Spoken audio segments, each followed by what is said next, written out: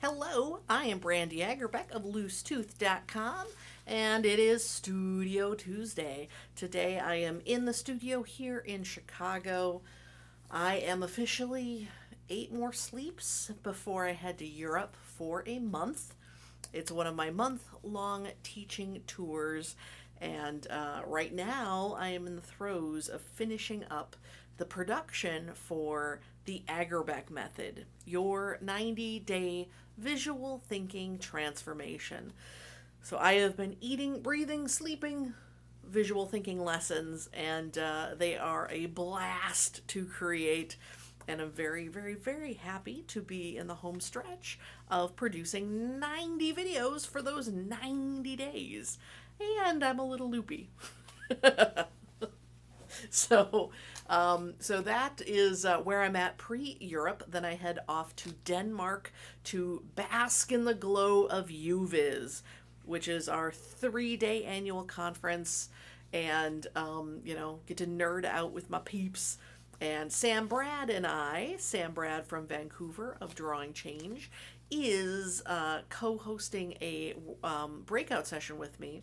And our breakout session is called Rising the Tide, and it's about designing your contribution to the field. So we share how we've given back to the community, and given back to the general body of knowledge, and how that's helped us in our own businesses and how that's helped the field. And then we're going to give everyone some time to shape their own contributions. And I know I've got my next thing up my sleeve that I'll be designing during that part of our session. But just super happy to be in a absolute favorite place of mine, to be in Denmark, to be seaside at this gorgeous location, and at some point in my Danish part of my trip, head down to Tivoli Gardens, which just makes me so darn happy. So right now, when I'm going stir crazy about the Agerbeck method, I dream of lounging in one of those lawn chairs on the central lawn in Tivoli Gardens, and that keeps me ever so slightly more sane. And then happily I head to Hamburg, lots of good H's in that sentence, to teach the lab. So our Hamburg lab is a go, and we still have 2 more spots. So August 13th to 15th, I'll be teaching the lab in Hamburg. Go to loosetooth.com/lab and find out all the details there. And finally, I've got a wonderful, wonderful private workshop for colleagues, for friends in Cologne, and I could not be more excited to be doing so much teaching on this trip. So a nice balance in this particular trip of some downtime towards the beginning of the trip, which is good, because as you can tell, I'm getting a little loopy, and then more teaching towards the second half of the trip. But today I wanted to share 3 tips for Sketchnoters, and that's because last week I was very happily a guest on Mike Rodhe's podcast, on his Sketchnote Army website. So if you've not heard Sketchnote Army podcast, we have just begun season 5. So happy to help launch the 5th season of the podcast. And Mike and I had a great conversation. It's kind of funny because we actually had the conversation at the beginning of the year. When it was very, very cold. And then the season launched in the summer when it was very, very hot.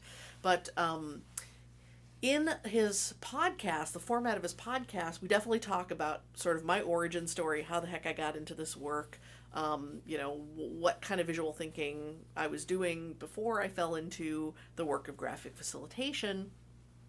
And, what I really loved about talking to Mike was that it was just a really easy flowing conversation. The one thing we did realize is in his podcast, he normally asks people to share 3 specific tips for Sketchnoters. We didn't hit that. We didn't go there. We covered a lot of other very interesting terrain. We definitely talked a lot about tools, talked about, mindset ideas around this work.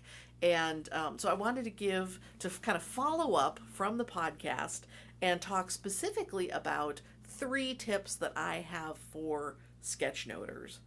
So I nabbed my little local field notes notebook to most closely align with the kind of Moleskine sketchbooks that Mike very often talks about drawing in. And to borrow this, when you think about this format, and this is only one way to do sketchnoting. I know Mike often will do sketchnoting where he keeps his notebook oriented in 2 portrait pages side by side. And usually his formatting goes from top to bottom. So still kind of in that linear text format. And certainly a lot more visuals added than if it was just straight text. So some beautiful embellished text, using scale to organize the thinking, definitely some great visuals going on. But my first tip for sketchnoters is to turn the page, shift the page 90 degrees and go landscape. And so whether it is 2 landscapes stacked on top of each other, or if you go across a double page spread, my first tip is to shift your thinking, to go from portrait mode, which tends to keep us in text-based linear thinking, to shift into landscape mode, horizontal mode. Think of that horizon, helps us shift into more spatial thinking. So that's tip number 1, is turn your page 90 degrees, work with the landscape, and shift your thinking towards working more spatially. My second tip, and I think this beautifully aligns with what Mike shares around ideas, not art. So I really appreciate that Mike shares that point time and again. And my equivalent is process over product.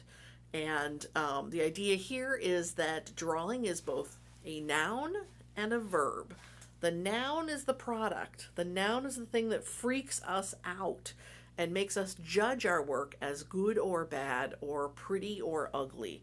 And the other side of it is drawing is a verb. Drawing is a phenomenal tool, a phenomenal process. So I encourage you to always put process over product, to focus on the process and what that drawing is helping you do. That is the only judgment of a verby kind of drawing. A process-focused drawing is, does this drawing help me get a step closer to what I'm trying to do? So where, in Mike's phrase of ideas, ideas not art, art is getting hung up on the product side. Ideas is staying in this process-focused zone. And finally, for my third recommendation, I recommend something a little less about mindset and more tactical, and that is use the trio. And very, very often when I'm doing my visual thinking work, I am only using 3 colors. And what I'm doing is changing the colors so that there is a light color. So in this case, in this drawing, the yellow. That lightest color is the lowest contrast to the page color itself. So the yellow is closest to the white, the lowest contrast. That means that anything drawn in yellow recedes in the drawing. We're using something called atmospheric perspective. Anything that's black is the highest contrast to the page, and that pops forward. And then we use a lovely middle dark tone that gives us a value in between. But using just 3 colors, we can create layers of information on the page. The black content that pops forward, connective tissue like this, receding backward. And that is my, and that is my 3 tips for sketchnoters. By all means, check out my interview with Mike Rodhe at sketchnotearmy.com/podcast. And I hope you enjoy the listen, and I hope you enjoy his other shows. Plenty of fantastic visual thinkers, led by Mike Rodhe, one heck of a fantastic visual thinker, and sketchnote definer and celebrator. So thank you so much.